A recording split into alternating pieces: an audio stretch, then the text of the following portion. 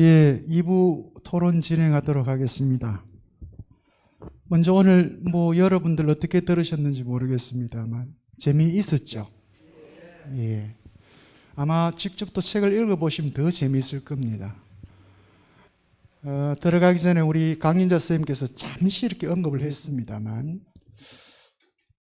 현대사회는 워낙 의료기술이 이제 발전이 됐기 때문에 실제 생명 연장술도 많이 이제 발전이 됐죠. 그래서 기대 수명도 높아지고 오래 삽니다. 그죠? 오래 삽니다. 그러다 보면 이 늙어간다는 것 혹은 노화에 대한 것들을 쉽게 받아들이지 못하는 분들이 또 있습니다. 근데 이 나중에 수상록 한번 읽어보시면 많은 부분에서 등장을 합니다만 이 몽테뉴가 보통 철학자들 혹은 문학 작가들 이렇게 이야기하면 아주 보편적이고 거창한 얘기만들을 이렇게 하는 사람들, 그것이 진리라고 이렇게 얘기하는 사람들.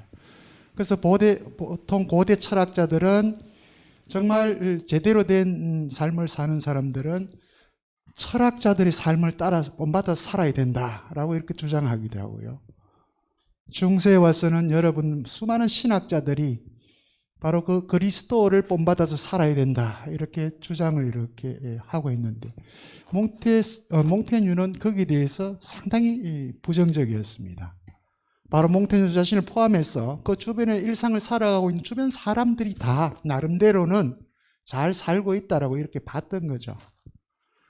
우리 강연 선생님 말씀하신 것처럼 부모님으로부터 많은 유산도 물려받고 배움도 많았고 함에도 불구하고 몽테뉴가 또 천형이죠. 일종의 그 가족력입니다. 신장결석이라고 하는 이 가족력을 그대로 받아가 유전인자를 받아가지고 평생 죽을 때까지 이 신장결석으로 고생을 하게 되면서 자기 몸을 정확하게 이렇게 관찰하게 되죠.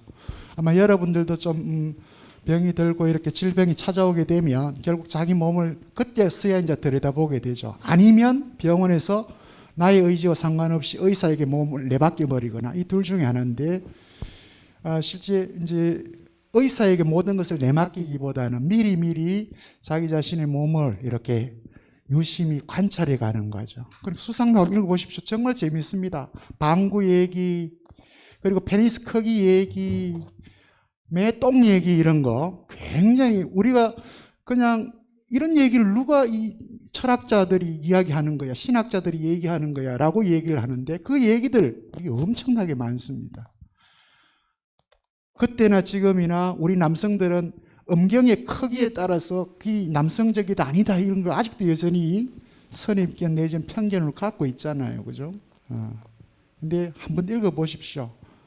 그런 게 전혀 중요하지 않다라는 것. 내용 안에 다 들어있습니다. 아주 어떻게 보면 상식 철학이고 20세기에 등장한 실존 철학이야. 어떻게 보면 가장 첫 시작점이라고 할 수 있는 이 사상가가 오늘 우리가 만났던 몽테뉴인데 아마 강연 내용도 여러분들이 아주 재미있게 전달이 됐기 때문에 다 잘 이해를 했을 거라 생각을 해봅니다. 결국 인간적인 삶이라고 하는 것이 뭔가라고 하는 것을 이제 우리한테 가르쳐 줬는데 오늘 또 여기에 대해서 우리 강도기 선생님이 또 이렇게 모범적인 또 질문을 하셨습니다. 그 전에 우리 강연자 선생님께서 뜻밖의 제안을 저희에게 해주셨습니다. 이 귀한 책을 가져오셔서 오늘 참석하신 분 중에 저희들이 이제 이름을 올렸는데 이 강연자 선생님께서 임의적으로 이렇게 5분을 책이 5권입니다. 그래서 5분을 임의적으로 이렇게 선정을 하셔서 제가 선정한 거 아닙니다. 죄송합니다. 저는 사실 이분들 성함도 잘 몰라요. 늘 이렇게 뵙지만 먼저 이병욱 선생님 혹시 계십니까? 계시네요. 나오셔가지고 예.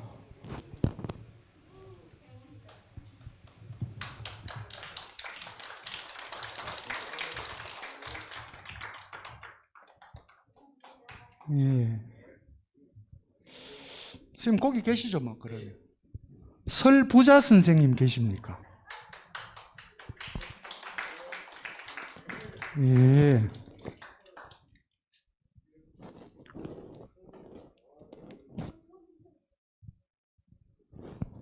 정성문 선생님 계십니까? 아, 우리 정 선생님은 뭐 저희 목요 철학 입문 포럼의 최고의 예, 최고의 학생입니까? 백영기 선생님. 아, 예.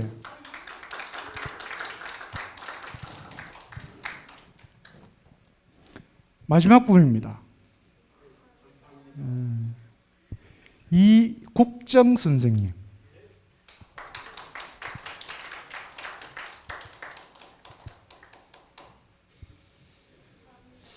뭐 어르신들 이 글자가 작아가지고 읽기 좀 힘드시더라도 예, 꼭 한번 읽어보시길 바랍니다. 예. 아, 저희 목요 제가 따로 보내드리도록 하겠습니다.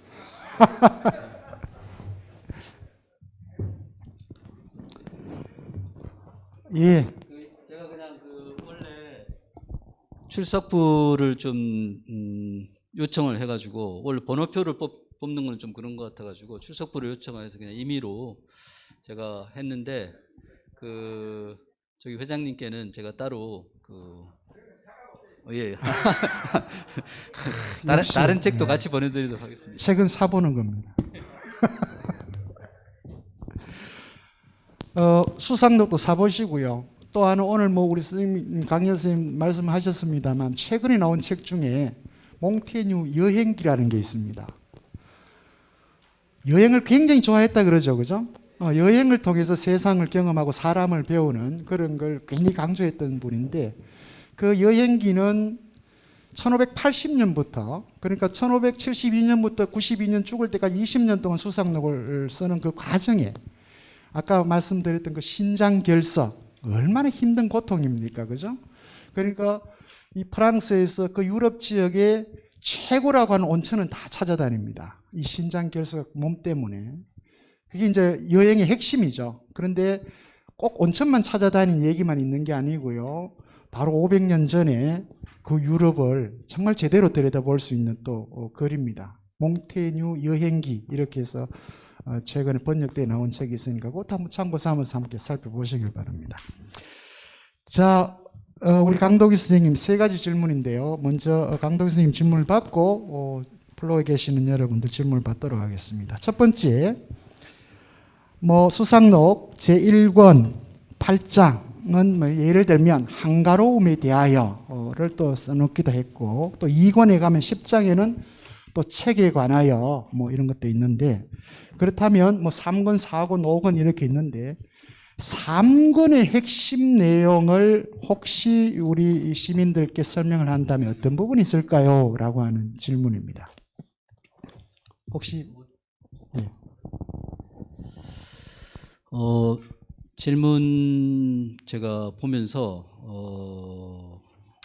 처음에 제가 그렇게 말씀을 드렸는데 이 강좌에 사실 초청을 받는다는 것 자체도 굉장히 영광스러운 일입니다. 아까 말씀을 드렸는데 역사와 전통을 자랑하고 있고 그 수강생들의 어떤 수준도 굉장히 높다라는 그런 얘기를 많이 듣고 제가 아까 말씀드렸는데 여기 제가 초청을 받았다고 했을 때 저희 집사람도 굉장히 영광스러운 자리니까 옷도 깨끗하게 잘 입고 가라고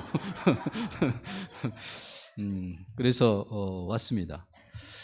질문지를 받으면서 제가 세종도서관이나 뭐 국립중앙박물관, 청주중앙도서관 이런 데서 강의했는데 그 수강생들과는 수준이 확실히 다르구나라는 그런 생각을 했습니다. 이 질문에 대한 답을 드리기 전에 아까 이제 사회자 선생님께서 설명을 하셨는데 그 이제 결론에서 어떤 보통의 삶, 보통 사람의 삶에 대한 그런 얘기를 했는데 그게 시작이 된 것이 아버지 때문입니다. 무슨 얘기냐면 몽테뉴의 아버지는 말씀드린 대로 보르도의 시장이었죠. 아주 좋은 교육을 받았다고 했는데 몽테뉴가 태어나고 갓난아기였을 때 유모를 드립니다. 유모.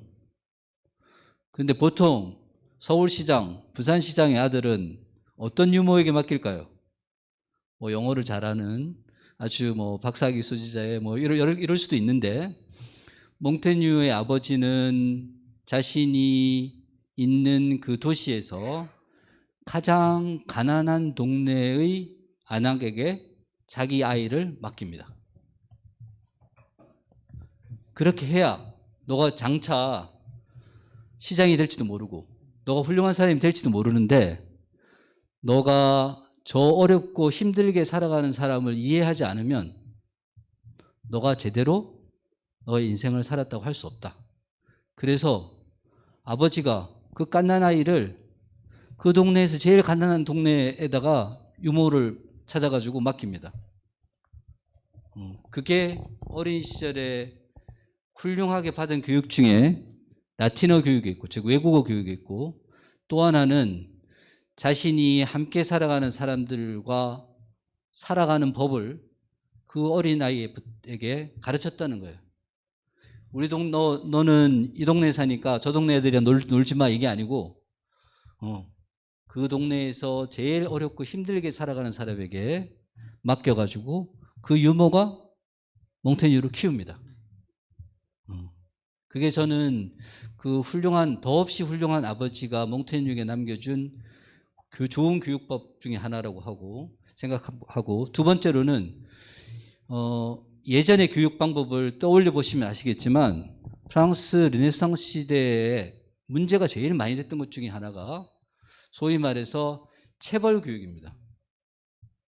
그러니까 교육을 제대로 시키기 위해서는 체벌을 가야 된다고 생각했어요. 몽테뉴의 아버지는 쉽게 풀어서 얘기하면 꽃으로도 아이를 때려서는 안 된다라고 얘기했어요. 그리고 아침에 깨어날 때 야, 일어나, 빨리 일어나, 이렇게 얘기하면 정서적으로 애한테 문제가 있을까봐 아침에 뭐 부드러운 뭐 글을 읽어준다든지, 음악을 들려준다든지, 아름다운 소리를 들려준다든지, 이런 식으로 해가지고 아침에 일어날 때 아이가, 즉 어린 시절부터 정서적으로 안정적으로 자랄 수 있도록, 사람들을 이해하면서 자랄 수 있도록 그렇게 만들어줬다는 거죠.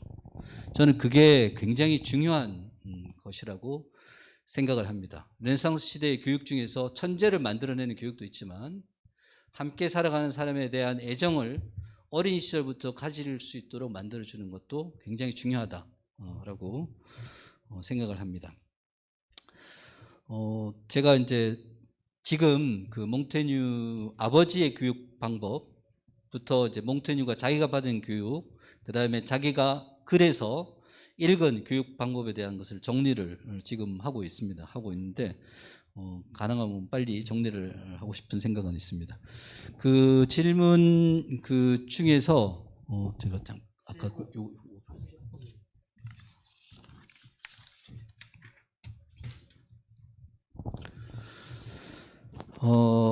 그 한가로움에 관하여는 이제 우리 흔히 이제 그 동서문화사 같은 데 보는 수상록에 나오는 것을 보면 이제 한가로움에 대하여라는 거 적혀 있습니다. 저는 그것을 이제 무위라고 했는데, 그게 프랑스어로는 드 루아지브 때라고 해가지고 아무것도 하지 않고 있을 때 우리에게 어떤 생각이 떠오르고 어떤 망상이 떠오르는지에 대한 얘기입니다. 몽테뉴는 집에 그 이제 은퇴해가지고 자기 성에서 가만히 있으면서 책을 읽으면서 자기만의 시간을 가지면서 뭔가를 해보려고 했는데 온갖 잡생각이 다 떠올랐다는 겁니다. 온갖 잡생각이. 그래서 이 아무것도 하지 않고 가만히 있으니까 도리어 쓸데없는 생각이 더 많이 떠오르더라 라고 해서 나름의 어떤 책을 읽는 어떤 그런 방법도 정해보고, 자기가 산책을 하는 방법도 정해보고, 무엇을 할 것인지에 대한 고민을 하게 됩니다. 그래서 거기에서 그 떠오르는 두서없는 생각들을 적겠다. 그래서 그 몽테뉴 수상록의 8장이 유명한 게 무엇을 계기로, 어떤 일을 계기로 내가 수상록을 쓰게 되었는지를 얘기해 주는 부분입니다. 그래서 굉장히 중요한 대목이고, 10장은 이제 책에 관하에 대한 것은 아까 제가 말씀드린 것처럼 그 책에 관한 얘기를 많이 했는데, 또 하나 제가 말씀드리고 싶은 것은, 몽테뉴는 자, 책을 하나 들었으면 처음부터 끝까지 꼼꼼하게 자세하게 읽으라고 얘기하지 않았습니다. 읽다가 이해가 안 되면 넘어가고 덤성덤성 공충공충 하면서 책을 읽는다는 것 자체가 하나의 부담으로 무슨 대단한 훈련을 해야 되는 것처럼 하면 도리어 책에서 멀어진다고 본 거예요. 그래서 우리는 일반적으로 책에 대해서 너무나 엄숙합니다. 좋은 책은 자세를 바로 갖추고 밑줄을 쳐가면서 뭔가를 해야 된다 이렇게 생각하는데, 몽테뉴는 모든 책을 그렇게 읽을 수는 없다는 거죠. 그래서 그 얘기를 하고 있는데, 책에 관한 내용들이 많이 있으니까 한번 읽어보죠. 이제 3권에 대한 중요 핵심 내용이 뭔지 제가 이렇게 말씀드리면, 몽테뉴는 1권과 2권을 먼저 출판을 했습니다. 여기 에피소드가 있는데, 저도 이제 고향은 덕유산 쪽이라고 했는데, 보통 그 몽테뉴가 그런 얘기를 합니다. 가족이나 고향 사람들에게 인정받기는 어렵다. 너무 잘 알기 때문에 자기는 꽤 유명한 사람이니까, 우리 프랑스의 다른 지역의 사람들은 자기 책을 돈을 주고 사서 보는데 자기 동네 사람들은 자기가 이 책을 썼는지도 모른다 라고 얘기를 해서 가족에게 인정받는 일이 얼마나 어려운지, 고향 사람에게 인정받는 게 얼마나 어려운지에 대한 얘기를 하고 있습니다. 1권, 2권, 즉 2권을 처음에 이제 내고 그 다음에 3권을 가는데, 소위 말해서 1, 2권은 몽테뉴가 읽었던 책에 관한 단상들입니다. 예를 들어서 철학이란 어떻게 죽어야 하는 것을 배우는 것이다 라는 그 대목이 있는데, 그 장은 온전히 고대 철학자들이 죽음에 대해서 어떻게 생각했는지를 기록해 놓은 것입니다. 즉 1, 2권은 내가 읽은 책에 관한 기록이고, 이제 3권부터는 자기 나름대로 어떤 방향을 정해서 아까 얘기했던 것처럼 질병에 대한 문제, 자기 자신에 대한 문제, 자기가 어떤 받았던 교육의 문제, 삶에 대한 문제, 죽음에 대한 문제를 다른 사람들의 생각이 아니라 자기의 생각을 정리하기 시작합니다. 그래서 이 3권에서 보통 프랑스에서 약 2000페이지짜리 되는 책을 읽기는 쉽지 않습니다. 그래서 몽테뉴를 처음에 1, 2권이 어렵다고 생각이 되면 3권부터 읽는 것이 좋다. 우리가 흔히 몽테뉴의 지혜라고 얘기하면, 몽테뉴가 읽은 유명한 작가들의 생각이 아니고 몽테뉴의 생각을 알고 싶으면 3권부터 읽어라 라고 얘기를 합니다. 제가 잘 정리를 잘 못하고 있는데, 그 3권의 책들을 3권을 읽다 보면 몽테뉴가 불교의 영향을 받았다는 기록은 없습니다. 그런데 오늘 자료집을 잘 보시면 몽테뉴가 얘기하는 거랑 스님들이 얘기하는 거랑 비슷해요. 최근에 몽테뉴의 가장 최고 권위자가 그 불교 스님의 옷을 입은 몽테뉴라는 논문을 냈습니다. 논문을 내는데, 이제 그분도 아직까지 뭐 구체적으로 그걸 입증할 만한 건 없는데 사상적으로 봤을 때는 그런 것이 있다 라고 얘기를 하셔서, 저도 한번 이번 기회에 볼 생각입니다. 이제 그 다음 질문 들어가기 전에 제 개인적인 얘기를 잠깐 하면, 제가 프랑스에서 결혼을 했는데 프랑스에서 결혼을 해서 시청에서 이제 결혼식을 하고 난 다음에 저희 어머님이 그때 건강이 안 좋으셔가지고 프랑스를 오질 못하니까 불교 신자시니까 불교식으로 좀 간단하게 뭔가를 해서 그걸 사진을 찍어서 자기한테 보내줬으면 너무 좋겠다. 자기는 비행기를 타고 갈 수 있는 건강이 안 되니까. 그래서 수소문을 했습니다. 프랑스에서 한국 스님을 구하기는 쉽지 않았거든요, 그때는. 그런데 우연히 어떤 스님이 프랑스 수도원 기행을 하시면서 프랑스 수도사들은 어떻게 생각하고 있는지를 연구하시는 스님이 계셨어요. 그 스님이 저희 피로연에 오셔가지고 불교식으로 간단하게 해주셨습니다. 그 스님이 이제 이번 여름에 제가 만나게 될 텐데, 제가 몽테뉴에서 공부한 바를 얘기를 하고 그 스님한테 가르침을 좀 얻으려고 하는데, 그 스님이 이제 팔공산에 그 갓바위 거기 계시다가 해인사에 지금 계십니다. 해인사에 계셔서 그 지난주에 스님께서 이제 여러 업무에서 다 벗어나셔가지고 좀 시간이 많다. 그러니까 해인사에 와서 좀 잠을 자면서 그동안 어떻게 지냈는지를 좀 들어보고 싶다 이렇게 얘기를 하셔서 제가 그 부분은 한번 제가 공부한 몽테뉴를 한 말씀을 드리고 그 스님께 좀 가르침을 받아볼까 하는 그런 생각을 가지고 있습니다. 네. 제가 그렇게 정리를 해주겠습니까? 질문에 대한 답보다는 제 얘기를 많이 했습니다. 죄송합니다. 예, 두 번째 물음은 16세기죠. 참 혼란했던 그런 시기인데, 이 시기가 혹시 이 시기에 프랑스라고 하는 그 나라의 도덕 사상이 있었다면 혹시 이 도덕 사상과 관련해서 얘기해 주실 부분이 있는지요라고 하는 물음입니다.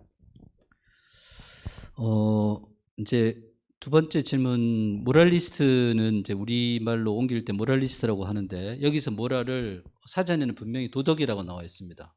그러니까 도덕 사상, 혹은 도덕이라고 얘기하면 우리가 뭔가 따라야 할 규범, 인생을 살아가면서 꼭 지켜야 될 어떤 준칙, 이런 것에 대한 생각을 많이 합니다.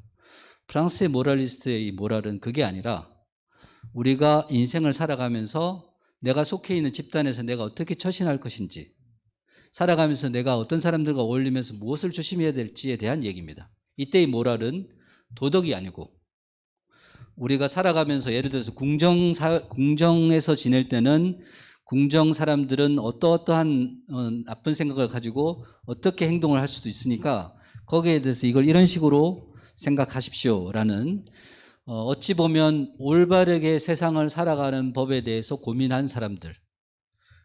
왜 그러냐면 이때부터 본격적으로 사람들이 중세 이후에 르네상스가 오면서 이제 그게 하나의 사회 속에서 여러 가지 집단들이 만들어지게 됩니다. 우리가 처세에 관한 고전들을 보면 대부분 이 시기에 등장한 것들이 많습니다. 그것을 이 모랄리스트를 아주 훌륭한 학자가 삶을 살아가는데 꼭 지켜야 될 어떤 것들을 설법한 것이 아니고, 기본적으로 우리가 세상을 살아가면서 어떻게 살아야 될지, 사회 속에서 어떻게 처신해야 될지를 가르치는 것이다. 그래서 그 모랄리스트의 그 사유의 출발점은 대부분 자기 자신과 그 주변에 대한 비판입니다. 인간은 이렇다라는 것을 우리가 깨달아야 그 인간들과 어떻게 살아갈 수 있는지를 알 수 있다는 거죠. 그래서 거기 개인과 사회, 집단에 대한 그런 얘기들이 많이 나옵니다. 예. 사실 이 시기죠.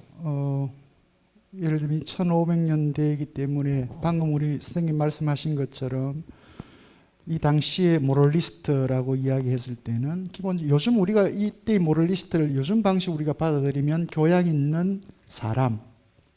예. 우리는 보통 이 인문 교육을 교양을 닦게 하는 건 이렇게 표현하는데 너무 오래전 얘기도 아니죠. 사실 이 우리가 지금 교양이라고 받아들이는 이것도 사실은 이 시기에 등장합니다. 소위 궁정문화죠. 궁정문화. 왕실에서 이루어지는 위계적이고 수직적인 계급 문화에서 차려야 될 궁정예절이었던가 하는 것들이 이 시기에 만들어집니다. 최초의 책이 궁정인이라고 하는 이탈리아의 르네상스에 있었던 1528년에 이 책이 나왔습니다. 이 책이 나왔는데 나오자마자 이탈리아에서는 60세가 찍힐 정도로 많이 팔렸어요. 베스트셀러죠. 그때 당시에. 근데 그 책을 읽은 사람들이 대부분 귀족이나 왕족들입니다. 그들만의 이제 예절 발음. 그게 이제 요즘 우리가 교양으로 이렇게 되어 있는데 나중엔 또 영국 신사 얘기가 다 결합이 되죠. 이게 이때 엄혹한 전쟁만 이루어지는 그런, 그리고 흑사병, 질병, 이 모든 것들이 혼재되어 있는 힘든 그런 상황에서 또 다른 형태의 인간다움을 찾는 방식이 이제 이렇게 또 등장을 했던 거죠. 예, 세 번째 물음입니다. 이 몽테뉴가 스페인 에스파냐 레이몽 드봉의 자연 신학이라고 하는 것을 이제 번역을 했다고 합니다. 혹시 자연 신학이 무엇인지 설명이 가능하신지요? 예. 이 부분을 설명하기 위해서는 제가 또 다른 기회를 만들어야 될 것 같은데 아무튼 간단하게 말씀을 드리면 몽테뉴의 수상록에서 아마도 몽테뉴는 그렇게 생각했던 스스로도 이 부분은 좀 건너뛰고 읽어라. 자기 책 중에서.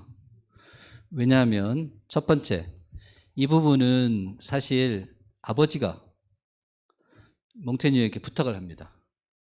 내가 레이먼드 스본이라는 사람, 신학자의 책을 읽었는데 이 사람의 책을 너가 좀 프랑스어로 좀 소개해 주면 안 되겠니? 라고 해서 몽테뉴가 아버지의 뜻을 받들어서 그 책을 번역하고 거기에 대한 설명을 답니다.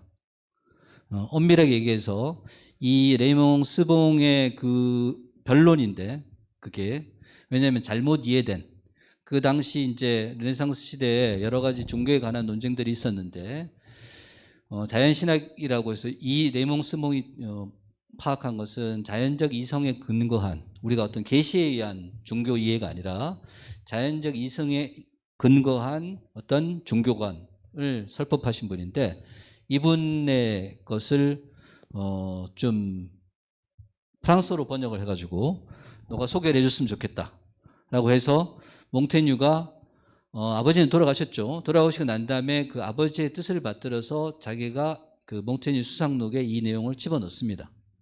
집어넣어서 중간중간에 이제 자기 생각들이 들어가게 되죠. 이 부분은 제가 그 우리 강독이 스님께서 하신 거죠. 예. 나중에 제가 책을 보내드릴 때 정리해서 다시 말씀을 드리도록 하겠습니다. 예, 고맙습니다. 이 자연 신학에 대한 소개를 또 이렇게 몽테뉴가 프랑스어로 번역을 했기 때문에 또 얼마 안 지나면 18세기에 등장하는 장작 루소라고 하는 위대한 또 사상가가 프랑스에서 등장합니다. 이 자연신학은 특히 루소한테 굉장히 큰 영향을 미치게 되죠. 당시의 그리스도 기독교에 대한 안티로 이 자연신학을 이제 루소도 에밀에서 계속 강조를 하게 되는데 이건 또 나중에 우리가 인문포럼에서 루소를 만나게 되면 또 만나게 될 주제이기도 합니다. 예. 그때 만나기로 하고요. 자, 이제 시간은 얼마 안 남았습니다만 우리 플로에 계신 백영기 선생님. 예.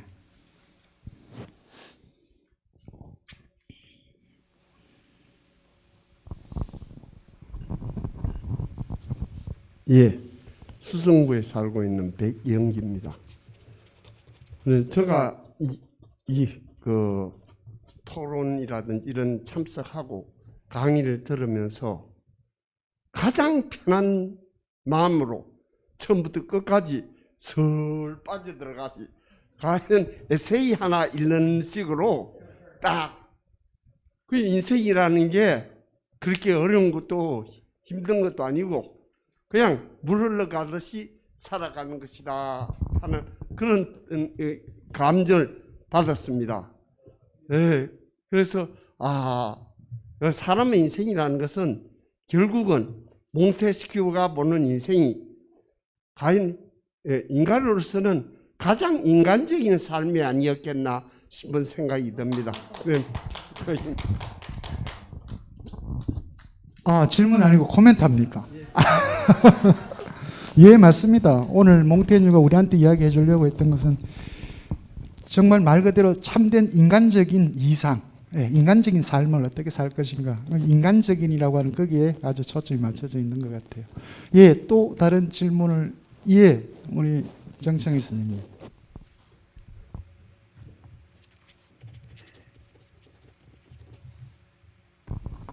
저 이천동에 사는 정청일입니다. 오늘 강의 정말 전번 말씀드렸듯이 지금처럼 너무나 술술하게 또 밥 먹듯이 물 마시듯이 차 마시듯이 내 마음에 싹 젖어든 것 같습니다. 그런데 저도 한 가지 느낀 건 뭐냐 하면은 이분이 아마 어떤 불교 사상에 대해서는 접하지 않은 것 같아요. 왜냐하면 불교에는 그 정도 되면 달관 크는 게 있거든요. 달관. 그러면 탁 나본다. 이게 달관이거든요. 원효가 그 해골 봐가지고 물 마시던 그 상황이고. 그런데 또 원효가 또 한번 또 맞은 제기면 상국유사 그 원효 불기 큰 장면에 보면은 지복이라는 사람이 또 찾아와가지고 오늘 우리 집에 불경을 메고 가던 암소 가지고 오더니 같이 장례를 가자. 그래 가서 장례를 갔는데 원효가 이제 장례한테 목탁을 치면서 태어날지 말지어다 사는 것은 괴로운 일이요 죽지 말지어다 죽는 것도 괴로움이다. 그러네 이 지복이 하는 말이 길다. 생사고야. 그거는 막 땅을 한번 발로 쾅 밟으니까 땅이 쩍가지고 가네. 자기 막 관을 메우고 막 땅속으로 들어붙다. 그런 게 이제 상국유사에 나오거든요. 그리고 우리의 그 불교에서 상국유사 보면은 그런 재미있는 이야기 참 많이 나와요. 그냥 아마 몽땅이 아마 그런 그 달관의 경지까지 안 가고 삶을 그냥 있는 그대로 받아들이면서 살아가는 그런 사람인 것 같네요. 맞습니까? 저 이번 여름에 해인사에 가서 가르침을 받으려고 했는데 이미 가르침을 받은 거라서 저희 해인사 스님과는 다른 얘기를 제가 해야 되겠습니다.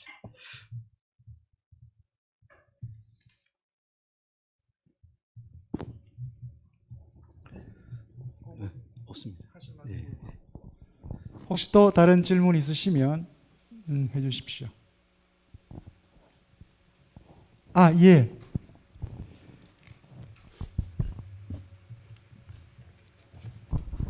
예, 교수님 말씀 감사합니다. 오늘 주제하고 약간 벗어날 수 있는데 프랑스에서 오래 공부하셨다고 하니까 하나 여쭙고 싶은 것이 몽테뉴 사상에서도 뭐 비롯되고 여러 가지 사상이 있겠지만 저희가 흔히 프랑스 그러면 관용, 포용, 뭐 톨레랑스 그렇게 귀동량으로 듣고 있습니다. 근데 요즘 또 들리는 그에 따르면 더 이상 프랑스도 그런 관용의 나라가 아니다. 여러 가지 뭐 난민 테러 경제 근데 그럼에도 불구하고 프랑스는 아직도 그런 톨레랑스의 정신을 유지하고 있다. 이런 또 사람도 있고 그걸 어떻게 우리가 좀 생각해야 되는지 한번 여쭙고 싶습니다. 제가 프랑스에서 이제 9년 반, 10년 정도 공부를 했습니다. 프랑스 역사, 문화 뭐 이쪽으로 해서 공부를 했는데 말씀하신 대로 우리가 교과서라든지 혹은 다른 책을 통해서 접한 프랑스는 이제 더 이상 없습니다. 사실 종교적인 어떤 그런 면에서라든지 여러 가지 면에서 18세기부터 프랑스의 정신과 문화를 대표하는 단어였던 그 관용이라는 것이 사라져가고 있죠. 그런데 왜 우리는 여전히 프랑스의 어떤 정신을 얘기하면서 관용을 얘기하는 걸까요? 그것은 바로 제가 이렇게 예를 들을 수 있습니다. 돌아가신 어머님은 저희에게 늘 중학교를 겨우 졸업을 하셨는데 어떻게 사는 것이 남한테 폐를 끼치지 않고 사는 것인지에 대해서는 얘기를 하셨어요. 유명한 철학자의 얘기를 저한테 하신 게 아니라 이렇게 살아가는 것이 남한테 폐를 끼치지 않고 살아가는 거다. 그렇게 살았으면 좋겠다라고 얘기를 했는데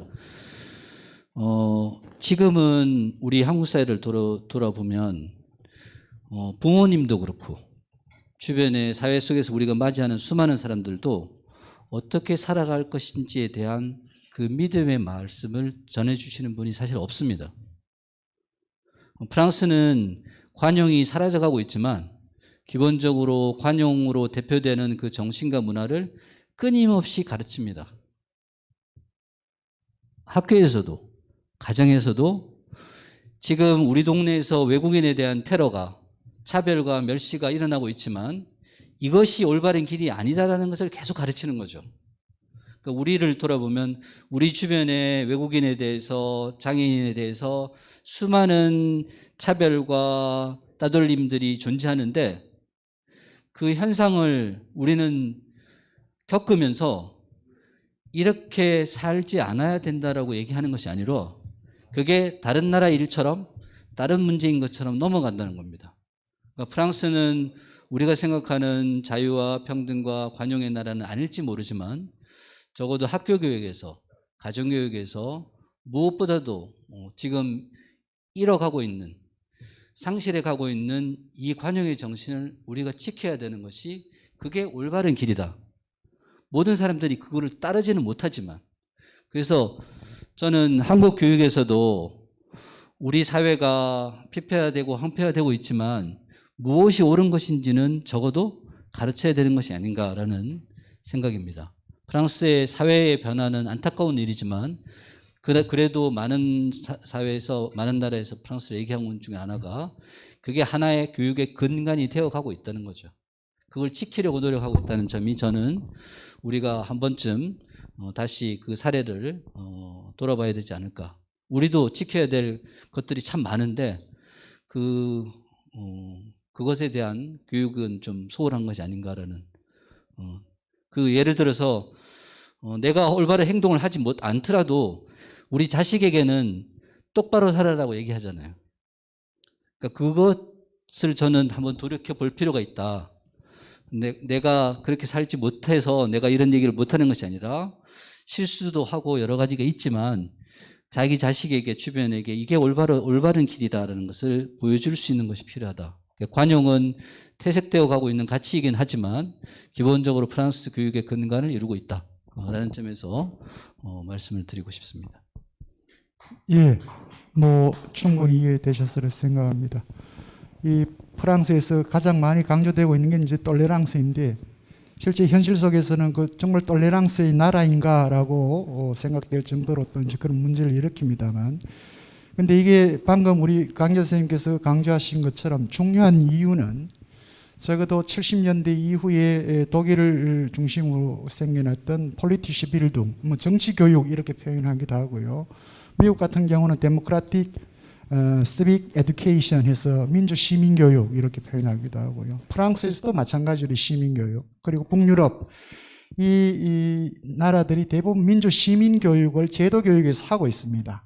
심지어 유치원 때부터 시키죠. 왜 관용인지, 왜 자유인지, 평등인지, 인권인지, 왜 차별해서는 안 되는지, 왜 혐오해서는 안 되는지 이런 것들 어릴 때부터 계속 거의 주입식으로 교육을 시킵니다. 이거는 누구나 보편적으로 통용되는 가치이기 때문에 이제 그렇게 시키는 거죠. 불행히다지 우리나라는 지금까지 그 교육을 해본 적도 없고 저희들이 받아본 적이 없습니다. 여기 계신 시민 여러분들도 마찬가지고요. 그런 의미에서 우리 목요 철학 인문 포럼 또 다른 한편의 그런 시민 교육이기도 합니다. 예를 들면 그래서 뭐 어느 나라마다 각자 그 국가가 내세우는 아주 특별한 가치들이 있죠. 그게 또 교육화되지 않으면 그건 항상 늘 끊임없는 또 문제가 되는 거고요. 예. 그래서 이건 결국은 덕분에, 그죠? 덕분에. 요즘 아이들은 다 자기 때문이라고 생각하잖아요. 그죠? 내가 잘나서, 내가 똑똑해서 이렇게 하는데 덕분에, 부모님 덕분에, 친구 덕분에, 혹은 우리 이웃 덕분에 내가 이렇게 됐다라고 하는 그 자기 본분을 잃지 않도록 교육하는 것. 이게 이제 우리들이 해야 될 것 아닌가라는 생각이 듭니다. 예, 지금 시간은 한 5분 정도 지났습니다만 다른 질문 없으시면 우리 뭐 원장님 뭐 혹시 예.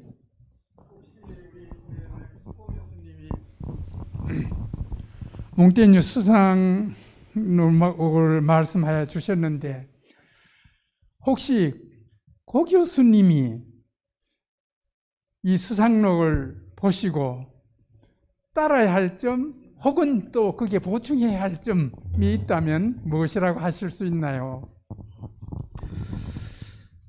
제가 그 나이 듦과 죽음에 대하여라는 그 주제로 몽테뉴 수상록에서 일부를 발췌 소개를 해야 되겠다고 생각한 이유는 사실 제 개인적인 학교에서의 경험 때문이었습니다.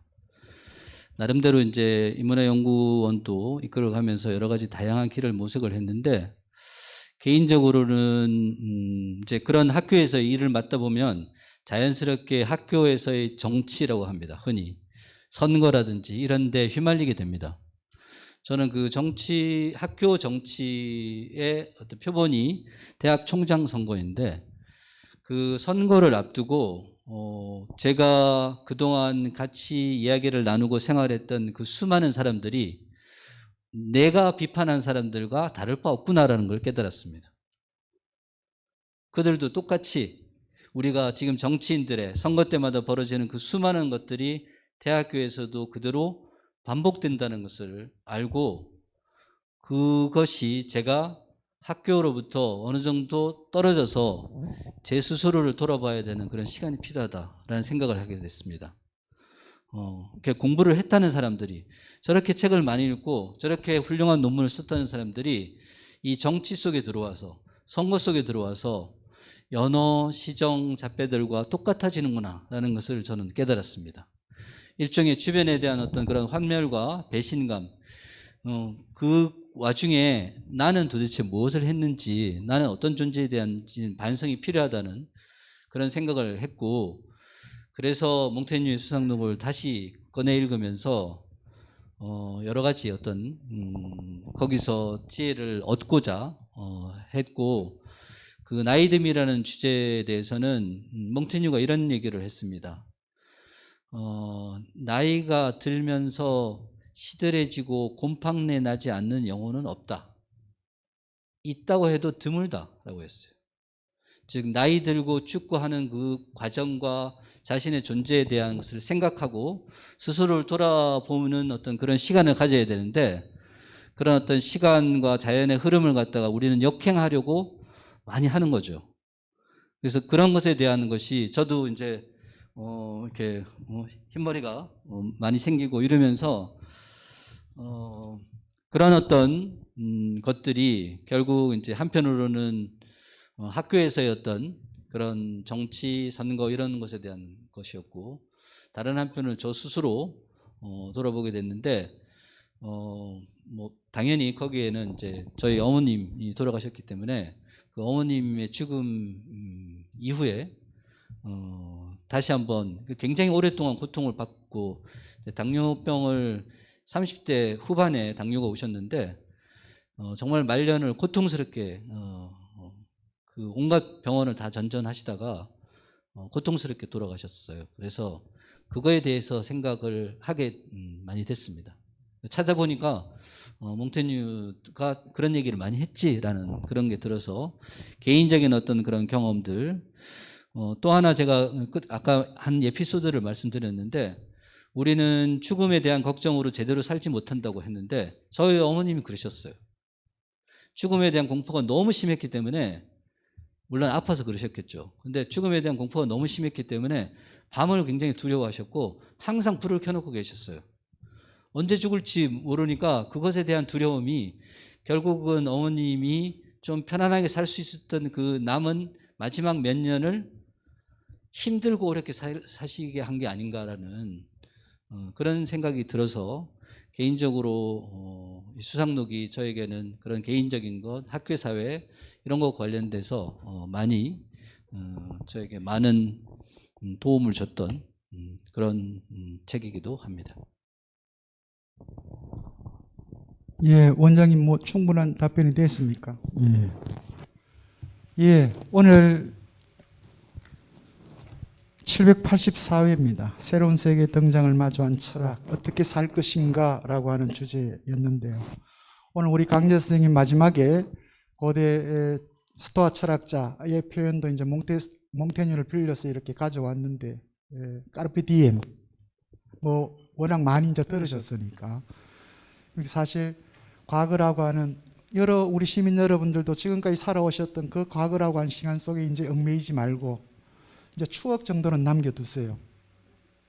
그리고 미래에 앞으로 내가 죽을 날이 그렇게 너무 구속받지 말고 지금 주어진 이 시간, 이 순간에 여러분들이 충실하시면 될 것 같습니다. 예, 까르페디엠입니다. 예, 오늘 강연해 주시고 좋은 답변해 주신 고복만 교수님께 다시 한번 큰 박수 부탁드립니다.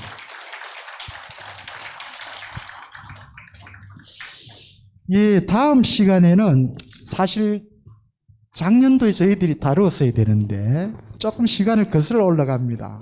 예.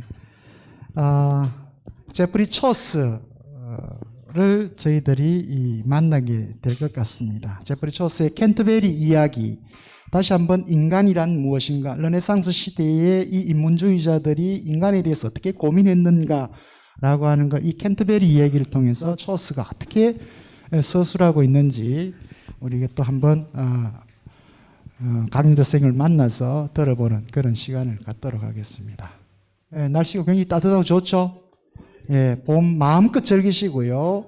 다음 이 시간에 또 건강한 모습으로 여러분들 이 자리에서 뵙도록 하겠습니다. 안녕히 돌아가십시오. 고맙습니다.